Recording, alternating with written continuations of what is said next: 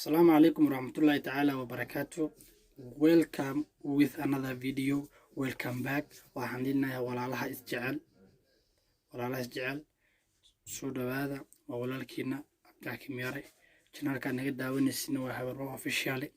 Waxaan rabnaa maanta inaan ka hadalno cudurka dilayga ah oo maalmahan adduunka daafihiisa ku faafay. Marka waxaan waa imtixaan oo ujeedin horey waxaan u maqalnay HIV/AIDS sanadahan dambe soo baxeen wixii ka bilowday adiga 2012kii iyo 11kii wixii ka dambeeyay ayuu bilowday cudur waxa soo baxay Ebola dhahayaan haddana cudurkan waxaa la dhahaa coronavirus. Cuduradaas kale qaarkood daawo loo helay qaarkoodna waxba daawo looma helin. Cudurkan saynisahanada adduunka markay isku laabteen khibradahooda ay isku geeyeen waxay la imaadeen cudurkan in daawo aan loo heleynin laakiin uu ka hortag leeyahay daawadiisana haddii la helana waa waqti ay qaadanayso soo saaritaankeeda. hadda aniga sidaan aaminsanahay aniga ahaanteyda aniga fikradiina ma ogi cudurkan wax keenay wax soo saaray waa China.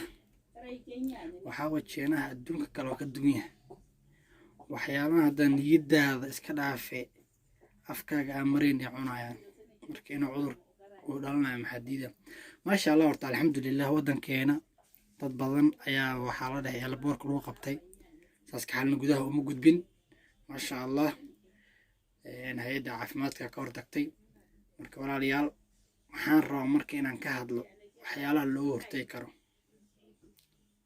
horta waxaan imtixaan adduunyo badan dadka aan u duceynayno anaga haddaan isku duceynay laakiin dadka badan aan u duceynayno meelaha cudurada hadda zaa'idka ugu faafay ama zaa'idka waa wadamada qurbaha walaalahayna qurbaha joogaan ilmo baad dhasheen ilmo baad leedihiin waxaa la rabaa ilmihin inaad kontrolshiin qofka salaanta badan waa la iskaga qaadaa neefta sidoo kale adiga naftirkaaga ah haddaad jirkaaga sankaaga iyo dhegtaada afarta gelisidoo aad jirkaaga ku tataawatid sidoo kale gacmahaaga mar walba aad wax qabato waa gacmahaaga inaad dhaqdaa oo gacmahaaga nadiifisaa gacmahaaga nadiif aad ka dhigtaa sida hadda marka hore waxay dadka kale hadda balaayarada ee ciyaaraha adduunka caalamka dhan hadda waa la joojiyay sida hadda aan newska maanta ku maqlayay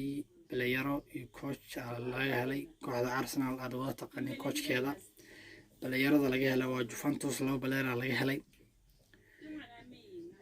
marka sidaas ayaan ilaahay ka hortagas ayaa jiro waa inaad samaysiin gacmihiina dhaqdiin aad is doortiin bahal waxaa jira la isticmaalo oo afka la gashto oo neefta qofka aad iska ilaalin kartid marka waxaan leeyahay walaalayaal videogan hadduu ku soo gaaray wixii fariimo ah commentiga hoos noogu reeb